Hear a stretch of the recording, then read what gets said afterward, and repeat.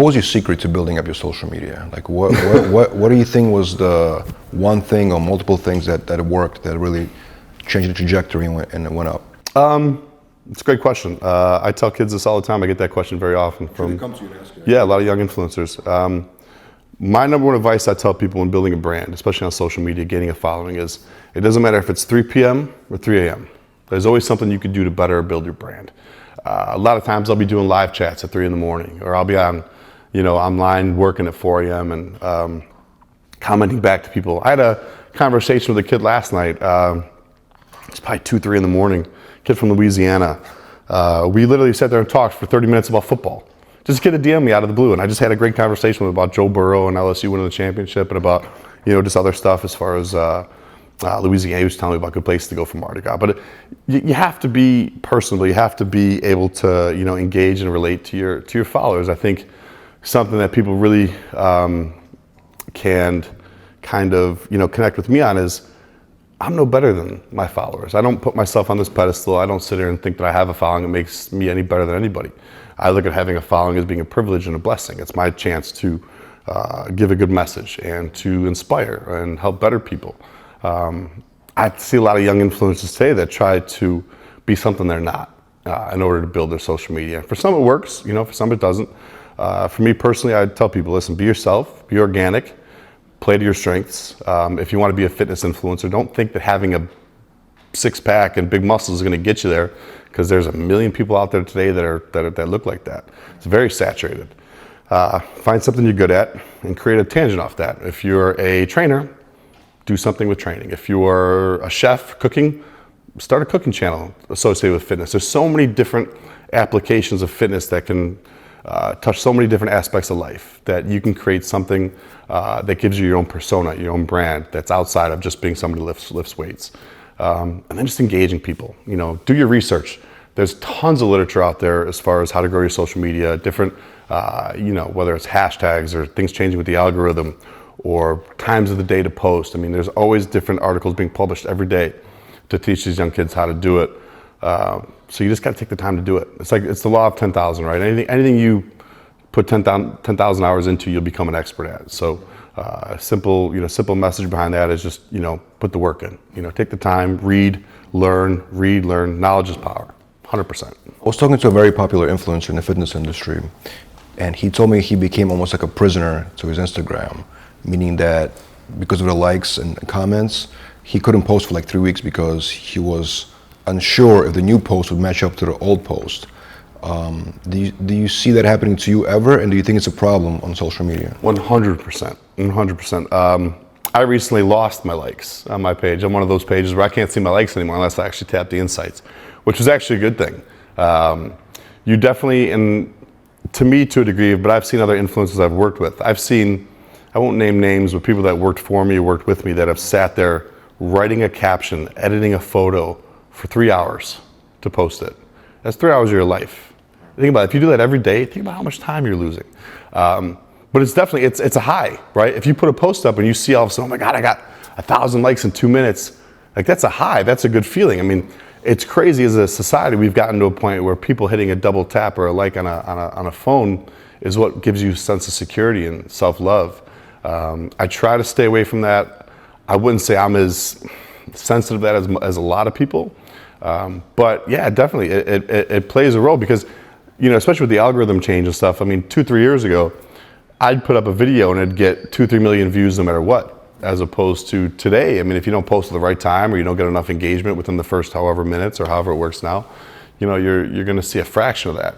And for me, it's not as much about me feeling appreciated by my followers. I know I have great followers. I know people appreciate me because I see the messages. I've met a lot of people. I've engaged them. I see people every day on the street, at the gym, that say some wonderful things to me.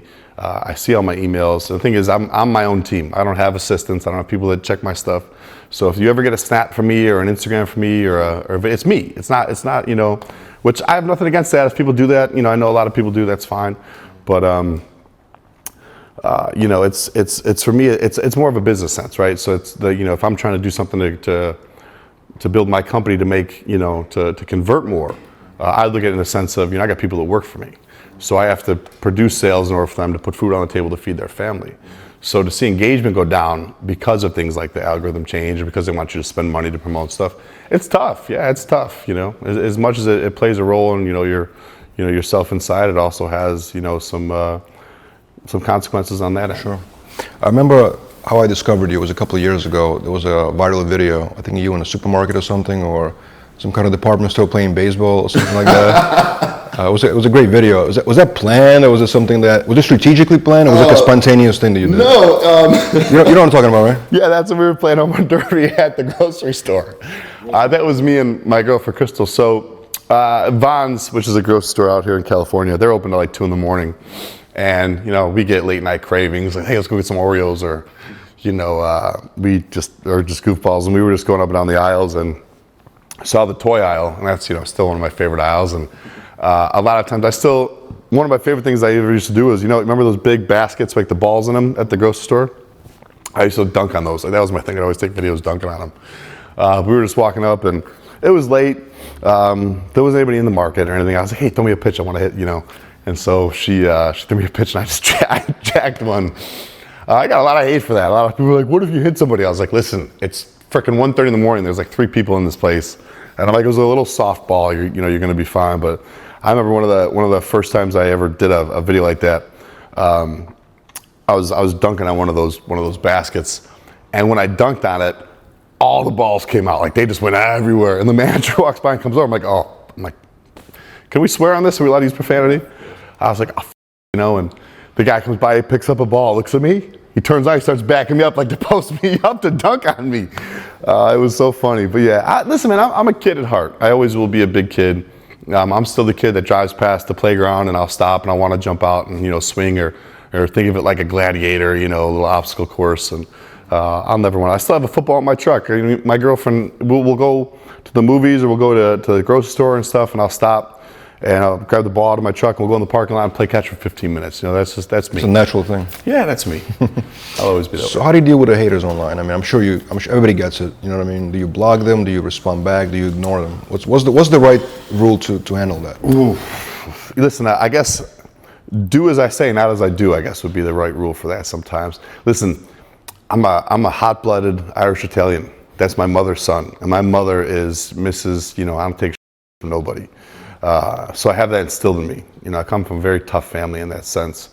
But at the same time, I've gotten a lot better. A lot of times, this is what I've realized over the years, and I've tried this out. If somebody's saying something negative about you, they're not mad at you. There's something wrong with them.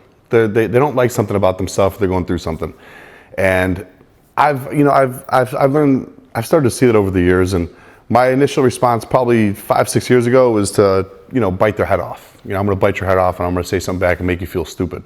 But as I've gotten older, I've started to realize that that's kind of like a call for help, And a lot of times, whether it's on Snapchat or Instagram, I'll DM that person. Hey man, like, I know you're not mad at me. You don't know me. You've never met me. You know nothing about my heart, my character, my integrity.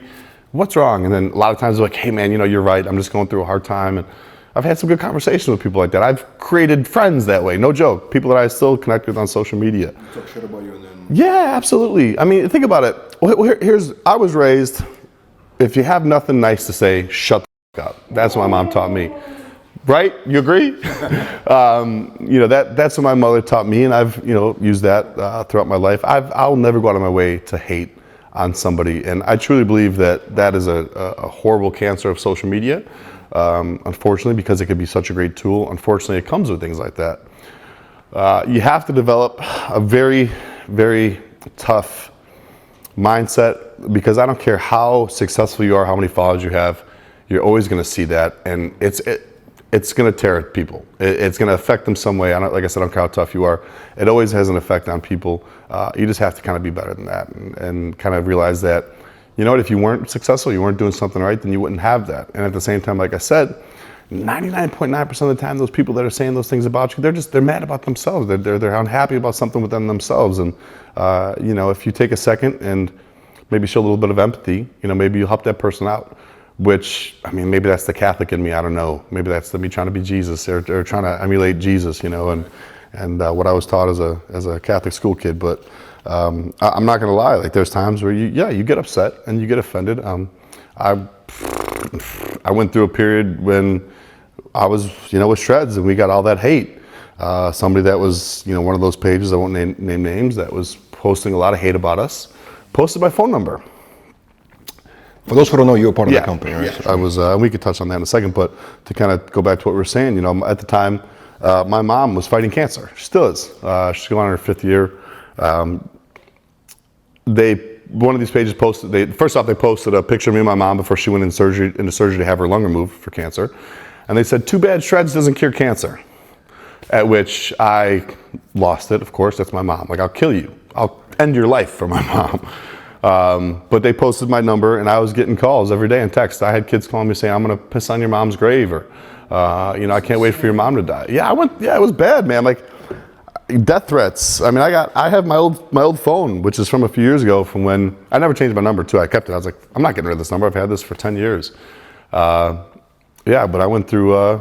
That was tough, man. That was for a few months. I had people calling me, texting me all day long, and I work for my phone. So I'm sitting there trying to work and make money to feed my family, and I'm dealing with people, calling and saying these things. And they said, think of the worst thing you could possibly think of, and these are people that are calling me and saying this to me, and I'm just like, and I had to deal with that. I wanted to ask you about, you said you mentioned you don't do a lot of interviews for that reason, right? Negativity.